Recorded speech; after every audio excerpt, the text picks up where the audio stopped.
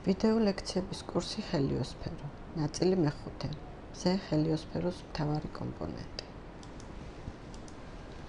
მზის კორონის ფორმაც და სიკაშკაშეც დამოკიდებულია მზის აქტივობის ციკლის ფაზაზე. მზის ლაქების მაქსიმუმის ეპოქაში კორონას გააჩნია შედარებით წრიული ფორმა. სწორად და მზის რადიუსის გასწვრივ მიმართული კორონის სხივები დაიკვირვება როგორც მზის ეკვატორთან, ასევე პოლარულ არეებშიც. როდესაც მზის ზედაპირზე ლაქები ცოტაა, კორონალური სხივები წარმოიქმნება მხოლოდ ეკვატორულ და საშუალო განედებზე. კორონის ფორმა ხდება გაწელილი. პოლუსებთან ჩნდება დამახასიათებელი მოკლე სხივები. ამასთან კორონის საერთო სიკაშკაშე მცირდება.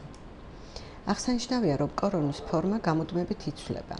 მის ყოველდღიურ ფორმას განაპირობებს მზის ფოტოსფეროსა და ქრომოსფეროს აქტიურ არეებში არსებული მაგნიტური ველები, რომელთა ძალწირები ვრცელდებიან კორონაშიც. ამ ძალწირებს მოსდევს იონიზებული ნივთიერება, რომელიც კორონაში ქმნის შემკვრევებსა და არაერთგვაროვნებებს.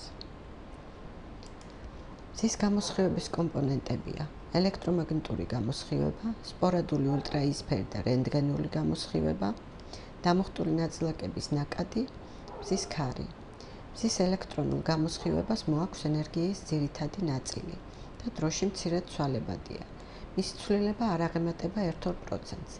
ამის გამო მას მზის მუდმივას სახელიც კი ეწოდა. ასტროფიზიკის თვალსაზრისით, მზე არის მუდმივი ვარსკვლავი, განსხვავებით მრავალი ცვალებადი ვარსკვლავისაგან, რომელთათვისაც დამახასიათებელია ელექტრომაგნიტური გამოსხივების ძლიერი პერიოდული ცვალებადობა. სპორადული ულტრაიისფერი და რენტგენული გამოსხივება, აგრეთვე მზის რადიოგამოსხივების ენერგიული ნაწილი წარმოიქმნება მხოლოდ დროის ხანმოკლე მონაკვეთის განმავლობაში მომხდარი ძლიერი შეშფოთებებისას, მაგალითად მსგავსი მოვლენა დაიკვირვება მზის ამოფრქვევების დროს.